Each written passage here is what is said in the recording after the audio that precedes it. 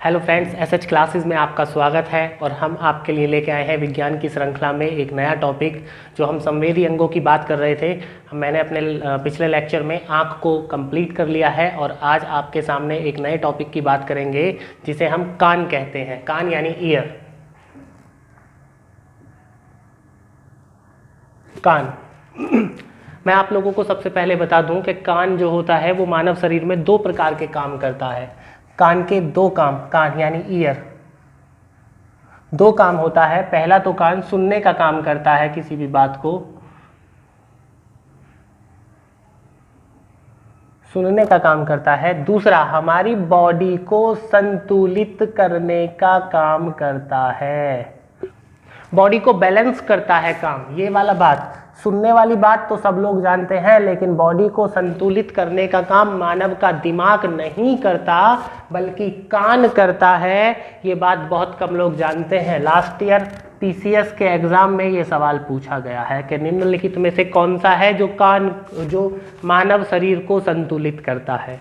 तो आज कान के ऊपर आपसे चर्चा करेंगे, क्योंकि नॉर्मली कान तो लगभग सभी का एक सा होता है, बस सुनने के ऊपर फर्क होता है हम कौन सी ध्वनि को सुन पाते हैं। कान तो सांप के भी होता है, लेकिन सांप हो या छिपकली हो वो हमारी आवाज़ ना सुन के वो मात्र इंफ्रा और अल्ट्रासाउंड को सुन पाते हैं। खैर वो सब बातें बाद में करेंगे, फिजिक्स के टॉपिक हैं ये। तो कान की बात करते हैं। कान जो है सुनने और संतुलित करने का काम करता है। आगे बढ़ाते हैं।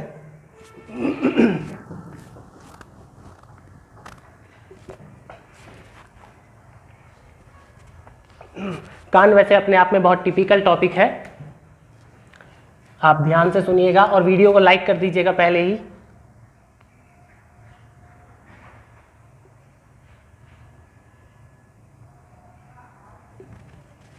सबसे पहले मैं आपको बता दूं, हमारे कान के तीन हिस्से होते हैं। एक कान जो बाहर की तरफ ये निकला हुआ है, और एक बात मैं आपको बता दूं कि हम लोग अगर अंडे देने वाले और स्तनधारियों का पता करते हैं तो कान के सहारे से करते हैं। जिनका भी कान बाहर की तरफ निकला हुआ है ये वाला, वो लोग बच्चे देते हैं, अंडे नहीं देते।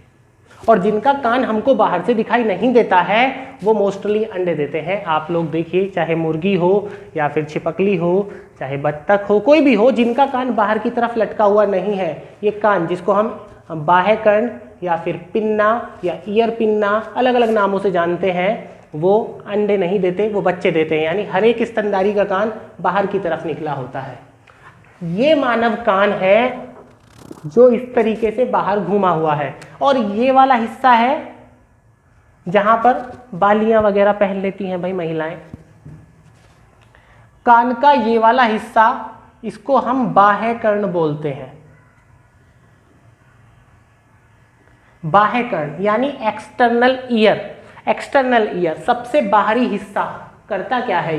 ये करता है कि ये हमारे कान पे आने वाली सभी प्रकार की आवाज़ों को कलेक्ट करता है और कलेक्ट करने के बाद में इसमें भेज देता है, जो एक गड्ढा होता है इसमें भेज देता है। लेकिन इस गड्ढे से पहले मैं आपको कुछ बता दूं कि जहां पर हमारे कान का ये वाला हिस्सा खत्म होता है वहां पर एक हड्डी की शुरुआत होती है। ये पूरी हड्डी होती है जिसको हम टेम्पोरल बोन या टेम्पोरल हड्डी के नाम से जानते हैं।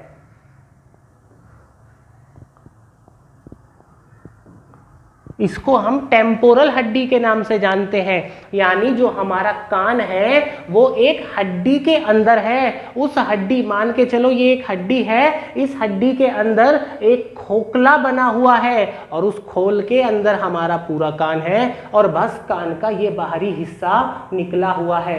यानी ये हिस्से के बाद में ये सब हड्डी है, आप छू कर देख सकते हैं। और हड्डी के अंदर एक कैविटी, एक गुफा या एक गुहा बनी हुई है जिसके अंदर कान का पूरा प्रोसीजर होता है, जो आप लोगों से चर्चा करेंगे।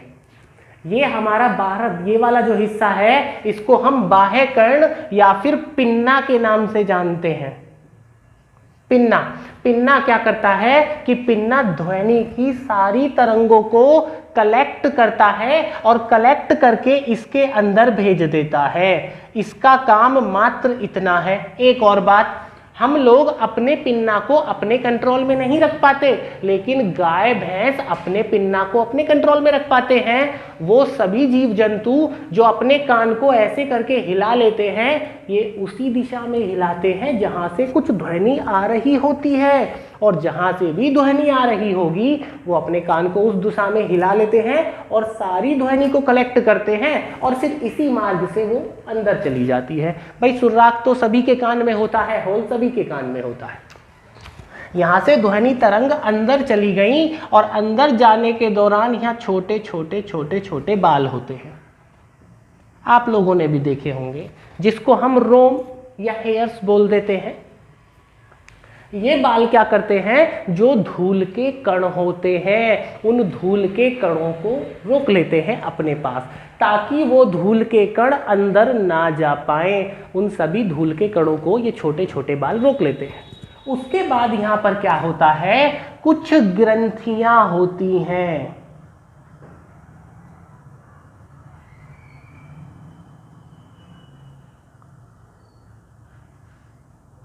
ये जो ग्रंथियां होती हैं इनको बोलते हैं हम सेरुमिनस ग्रंथि या सेरुमिनस ग्लैंड।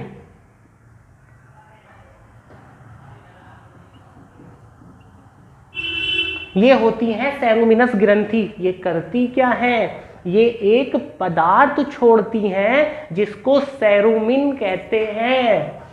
सेरुमिन वो पदार्थ यहां पर इकट्ठा होता रहता है, इस तरीके से वो पदार्थ इकट्ठा होता रहता है और ऑटोमेटिकली कान के बाहर अपने आप चला जाता है।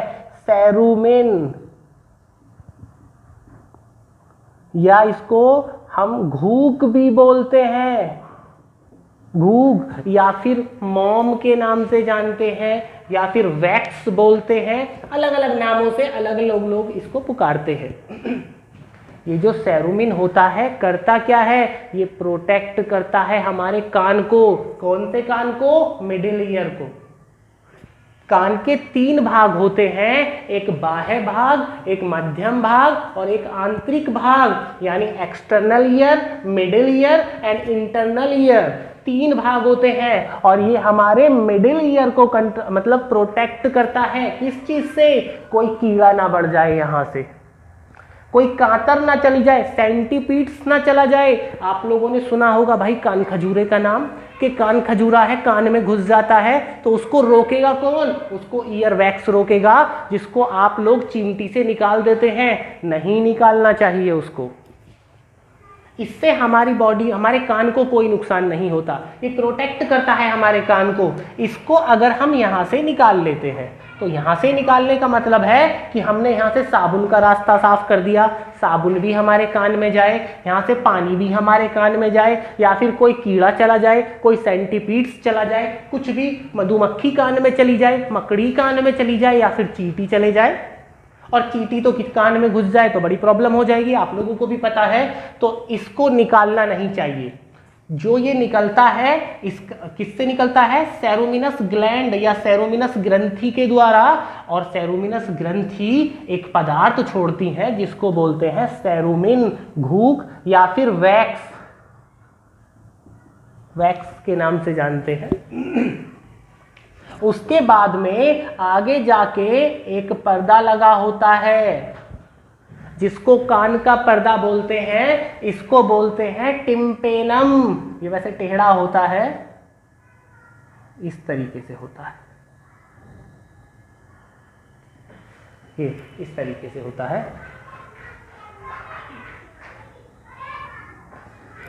ये पर्दा होता है, इस पर्दे को बोलते हैं हम टिम्पेनम।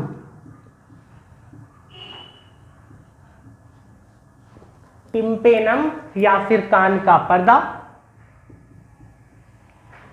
या फिर इसको मेम्ब्रेन बोला जाता है। इसमें क्या होता है, चलिए उसकी बातें आज बाद में करेंगे कि पीछे म्यूकस होता है, बीच में कनेक्टिव टिश्यूज होते हैं, संयोजी ऊतक होते हैं, और बाहर की तरफ स्किन होती है, वो एक अलग मामला है। ये होता है जी हमारे कान का पर्दा। अगर हम लोग कोई माचिस की तिल्ली या फिर ईयर स्टिक होती है, उसको कान में यहाँ से एंटर करते हैं, मान के चलिए आप यहाँ से एंटर करते हैं, ऐसे ऐसे एंटर किया तो ये जो आपका ईयर वैक्स है वो जाकर कान के पर्दे से यानी टिम्पेनम से चिपक जाएगा या टच कर जाएगा, उसके बाद आपको सुनाई नहीं देती और दर्द करता है, प्रॉब्लम हो जाती है। खैर टिम्पेनम हो गया, और इस टिम्पेनम से एक हड्डी लगी होती है इस प्रकार की।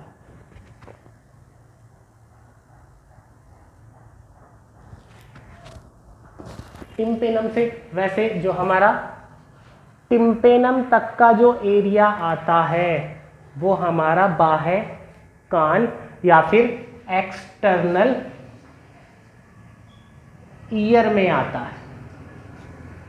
इसको हम एक्सटर्नल ईयर या बाह्य कान के नाम से जानते हैं, यानी पिन्ना से लेकर ईयर पिन्ना से लेकर जो हमारे कान के पर्दे तक आता है उसको हम बाह्य कान या एक्सटर्नल ईयर के नाम से जानते हैं। उसके बाद में जो यहां से स्टार्ट होता है, यानी यहां से स्टार्ट होता है, वो मध्य कान होता है, मिडिल ईयर होता है।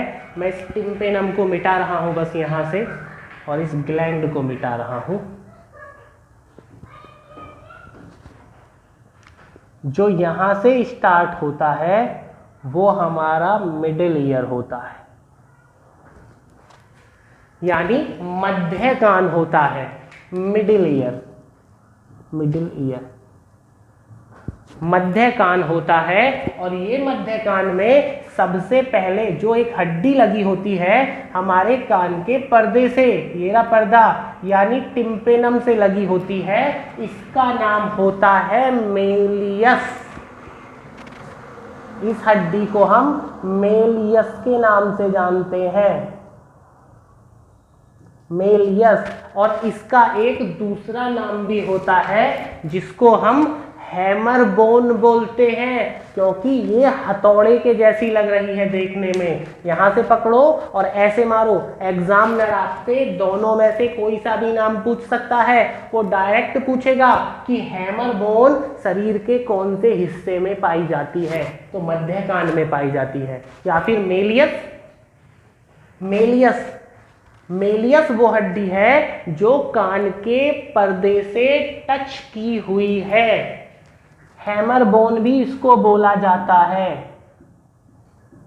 हैमर बोन या हथौड़ा हड्डी मेलियस से टच की हुई एक दूसरी हड्डी होती है। इस प्रकार से जिसका नाम होता है इनकस, यानी इसका नाम एम से हो गया, इसका नाम आई से हो गया, इसका नाम होता है incus. Incus, malleus then incus. Malleus कान का पर्दा क्या होगा कि कान का पर्दा हमारे यहां से आवाज आई, आवाज आने के बाद कान का पर्दा हिला, कान का पर्दा हिला, कान के पर्दे ने हिलाया, ऐसे धक्का मारा और मेलियस को हिला दिया। अब मेलियस इस तरह कंटिन्यू वाइब्रेशन करेगी और मेलियस टकरा रही है इनकस से, और इस तरीके से इनकस से टकराएगी और इनकस आगे को टकराएगी, और इनकस से ये इनकस है, इनकस का दूसरा नाम होता है, इसको एनविल के नाम से भी जानते हैं, एनविल बोन या एनविल हड्डी। मेलियस को हैमर बोन के नाम से जानते हैं, इनकस को एनविल बोन के नाम से जानते हैं। एनविल होता क्या है, आप लोग मोची के पास जाते हैं तो मोची अपना जूता, जिस एक लोहे का कुछ होता है उसके पास एक स्टैंड सा, उसमें बढ़ाता है, देन ऊपर से चोबा लगा के मारता है। तो मोची जिसमें बढ़ाता है उसको एनविल बोलते हैं, और ये लगभग उसी के जैसा है कि मानो यहाँ से इसमें जूता त्रो लिया और उसमें ऊपर से मार दिया। इसको हम एनविल बोन के नाम से भी जानते हैं। एनविल बोन जब हिलती है तो इससे मिली हुई एक और हड्डी होती है जिसको हम स्टेपीज के नाम से जानते हैं। स्टेपीज या स्टेप्स या अलग अलग नामों से इसको ऐसे बोल देते हैं, स्टेपीज। और ये हड्डी मानव शरीर में सबसे छोटी हड्डी होती है। मानव शरीर की सबसे छोटी हड्डी जिसको स्टेपीज बोलते हैं। और ये स्टेपीज आप देखिए, इसका भी दूसरा नाम है। हेमरबोन आ गया, मेलियस, मेलियस के बाद इनकस आ गया और स्टेपीज यानी एस वर्ड आ गया। Malleus, incus, then stapes. Malleus हिली, कान का पर्दा हिला, फिर मेलियस हिली, मेलियस हिलने के बाद में इनकस हिली, इनकस हिलने के बाद में स्टेपीज हिली। स्टेपीज को दूसरे नाम से भी जानते हैं, इसको बोलते हैं स्टीरप। स्टीरप क्या होता है? हम जब घोड़े के ऊपर बैठते हैं, घुड़सवारी करते हैं, तो आपने देखा होगा कि अपने पैर एक लोहे का कुंदा सा होता है, उस कुंदे में बढ़ाते हैं और लोहे के उस कुंदे को ही हम स्टीरप बोलते हैं। इसलिए स्टेपीज का नाम स्टीरप बोन पड़ा, इसलिए इसको स्टीरप हड्डी बोलते हैं। फाइनली यहां से आवाज आई अंदर, यहाँ पे उसको फिल्टर किया गया, छाना गया। अगर उसमें कुछ वेस्टेज थे तो उसको वैक्स के द्वारा यानी सेरोलिन के द्वारा रोका गया। फाइनली वो पर्दे तक पहुंचा, पर्दा हिलने लगा। पर्दे को हिलने के बाद में मेलियस हिला, देन इनकस हिला और स्टेपीज हिला। हिल के इन्होंने किया क्या? देखिए डायग्राम में बेशक आपको तीनों हड्डियां एक सी लग रही हो, बट ये बड़ी है, ये उससे छोटी है और ये सबसे छोटी है।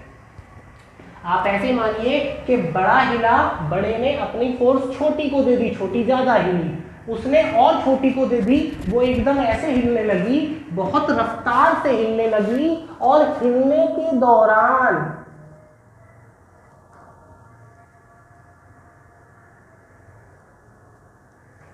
ये टकरा गई कोक्लिया से। ये वाला एरिया हमारा कोक्लिया होता है।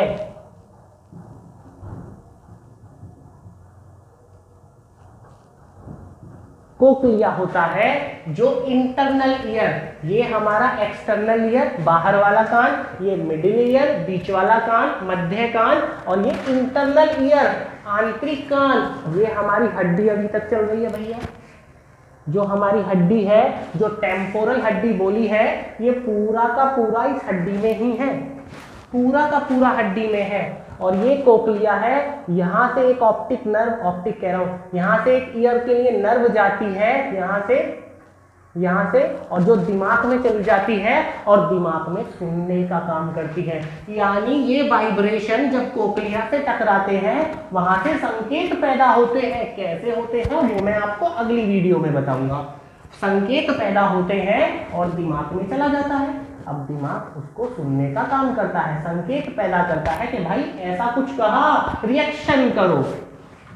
और ये वाला जो काम होता है, यहाँ जो एरिया है, ये पार्ट पोर्शन है जो हमारी बॉडी को बैलेंस करता है। ये वाला, ये क्या है इस पे चर्चा हम बाद में ही करेंगे, ठीक है। ये वाला एरिया हमारी बॉडी को करता है बैलेंस।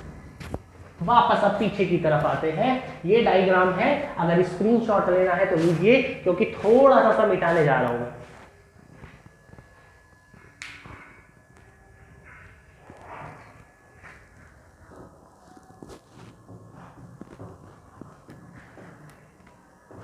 पहले एक बात है, यहाँ पर हमारी स्टेपीज जो होती है सबसे छोटी हड्डी है, मानव शरीर की सबसे छोटी हड्डी स्टेपीज। इनका क्रम याद करने का तरीका है miss, MIS, malleus, incus and steppes.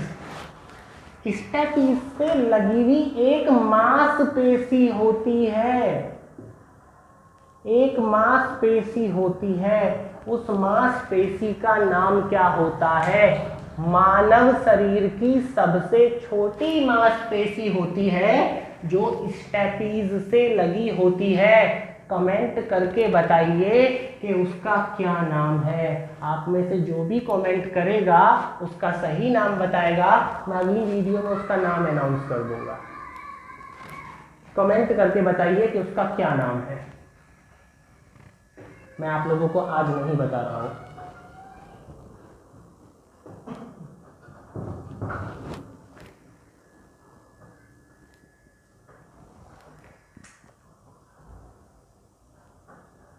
ये हमने बात करी थी। देखिए इसमें यहां पर दबाव रहता है, प्रेशर रहता है, यहां प्रेशर रहता है और बाहर से वायुमंडल का प्रेशर रहता है। तो अंदर वाला प्रेशर और बाहर वाला प्रेशर दोनों को समान रखा जाए, यानी इस वाले वायुमंडल के प्रेशर के अंदर भी वायुमंडल के बराबर प्रेशर रखा जाए। भाई अगर इधर से प्रेशर ज्यादा हो गया तो कान का पर्दा तो उधर चला जाएगा, दर्द होगा कान में। अंदर का प्रेशर ज्यादा हो गया तो यहां से प्रेशर ज्यादा होगा, तो बाहर वाला प्रेशर कम होने से क्या होगा, हमको सुनाई नहीं आएगी। यहां से प्रेशर ज्यादा हो गया, हमारा कान बंद हो जाएगा, क्योंकि बाहर से कोई भी तरंग जब जा रही है तो पर्दे से टकराएगी, पर्दा उसको वापस कर देगा, हड्डी तक पहुंच ही नहीं पाएगी। और जब मेलियस तक नहीं पहुंच पाएगा तो भाई ये सीरीज नहीं चलेगी आगे और कोकलिया तक नहीं पहुंचेगी, हमको सुनाई नहीं आएगा। इस चीज को मेंटेन करने के लिए प्रकृति ने क्या किया, इस मध्य कान में एक ट्यूब डाल दी, और इस मध्य कान की ट्यूब का नाम है यूस्टेकियन।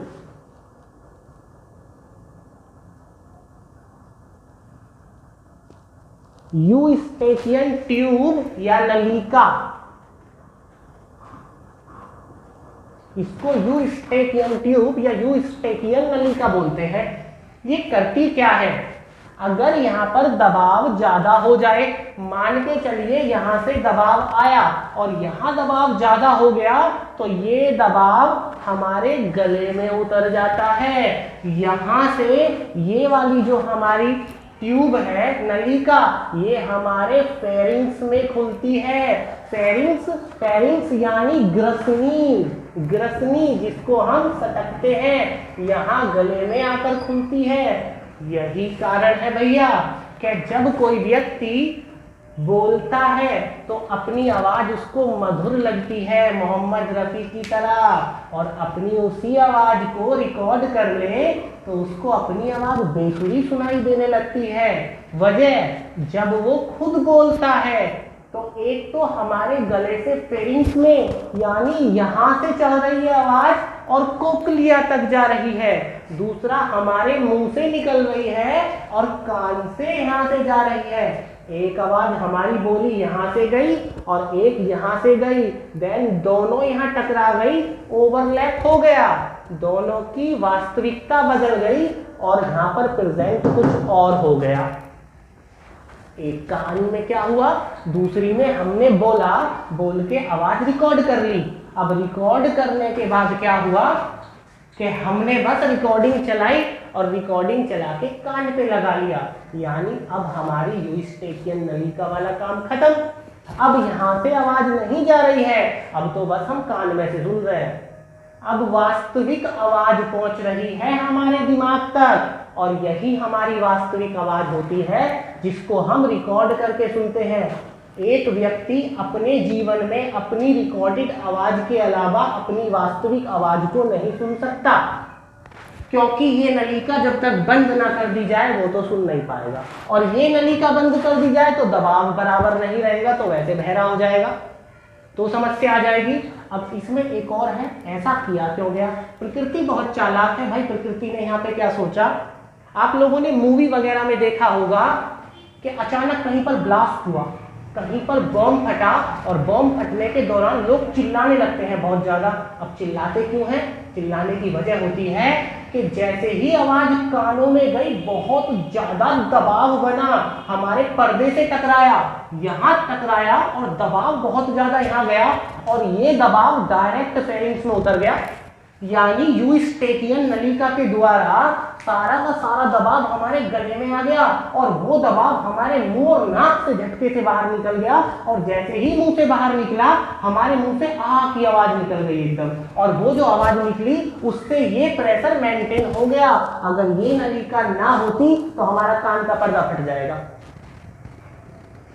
अगर ये नलिका नहीं होगी तो कान का पर्दा एकदम ब्लास्ट हो जाएगा, फट जाएगा।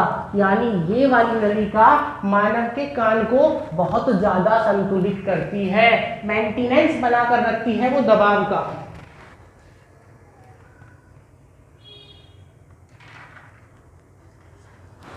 उसके बाद बात आती है हमारी, कई बार क्या होता है, कई बार यहां पर जो दाब है वो बढ़ जाता है। अब दाब बढ़ गया, अब दाब बढ़ने से होता क्या है, दाब बढ़ जाने से हमारे कान हो जाते हैं बंद। तो हम करते क्या है, हम इस तरह अपनी बाजुओं को करते हैं और पीछे को मुड़ के अपना मुंह खोल के अंगड़ाई लेते हैं। जैसे ही मुंह अंगड़ाई हमने ली, मुंह खोला, इसका रास्ता बड़ा हो जाता है और यहाँ का दाब सारा मुंह के द्वारा बाहर निकल जाता है और हमारे बंद कान खुल जाते हैं। आप सभी साइंटिफिक वे में एक इलाज करते हैं जिसको हम एक्यूप्रेशर के नाम से जानते हैं, बट आपको पता नहीं है कि आप भी कुछ डॉक्टरी वाले इलाज कर लेते हैं। ये है हमारा कान, मैं एक बार फिर रिपीट कर देता हूँ। ये हमारा बाह्य कान है जो ध्वनि तरंगों को एकत्रित करता है, उनको अंदर डालता है। किसमें डालता है, इसका नाम होता है बाह्य कर्णकुहर, यानी एक्सटर्नल ऑडिटरी मीटस। बाह्य कर्णकुहर में डाल दिया। बाह्य कर्णकुहर में थोड़े से बाल होते हैं जो धूल के कणों को छानते हैं। उसके बाद कुछ ग्रंथियां होती हैं जिसको हम सेरोमिनस ग्रंथि या सेरोमिनस ग्लैंड बोलते हैं। इनसे एक पदार्थ निकलता है जिसको सेरुमिन बोला जाता है। सेरुमिन क्या करता है, सेरुमिन या वैक्स या घूक या मैला या गंदगी ऑटोमेटिकली कान के बाहर चला जाता है। ये प्रोटेक्ट करता है हमारे कान के पर्दे को। कान का पर्दा है, कान का पर्दा, इस कान के पर्दे के 3 हिस्से हैं। सबसे बाहर होती है त्वचा, त्वचा के बाद आता है संयोजी ऊतक,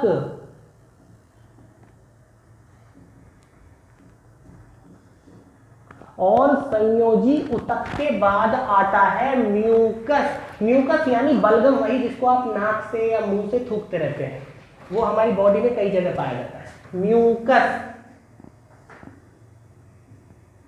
म्यूकस, ये 3 हो गए। कान का पर्दा एक हड्डी से टकराता है जिसको बोलते हैं मेलियस या हैमर बोन।